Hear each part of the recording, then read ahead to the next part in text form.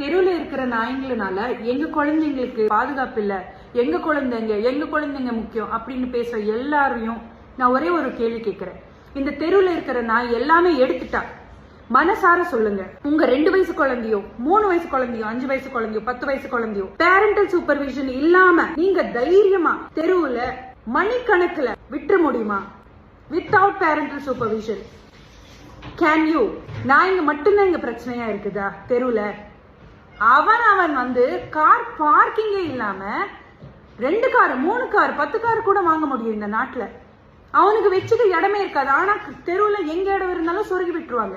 ஏன்னா car parking பத்தி கொலையே நடந்திருக்கு ரீசெண்ட் டைம்ஸ்ல. எனக்கு தெரிஞ்ச 2 கொலை நடந்திருக்கு. இந்த குப்பை is a major problem in India. Cleanest கண்ட்ரீஸ்னா ஸ்ட்ரீட்ல வந்து எந்த ஜீவனும் எந்த ஸ்ட்ரே அனிமல்ஸ் சுத்தாத நாடு மட்டும்தான் கிளீன் கிடையாது. We all need clean mindsets first of all. எத்தனை பெண்கள் தனியா போக முடியுது நைட்ல? You don't feel safe. I feel very safe around my community animals. அப்புறம் வளர்ப்பு சரியில்லை. எத்தனை பேர் அவங்களோட குழந்தைங்களுக்கு இந்த பயத்தையே மனசுல இன்ஸ்டில் பண்ணி வளர்க்குறாங்க. You are passing on your fears, your insecurities to the next generations.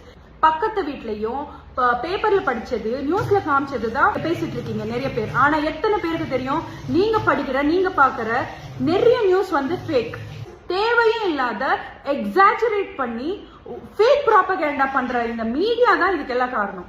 You're closing your hearts, you're closing your minds, you're closing your eyes.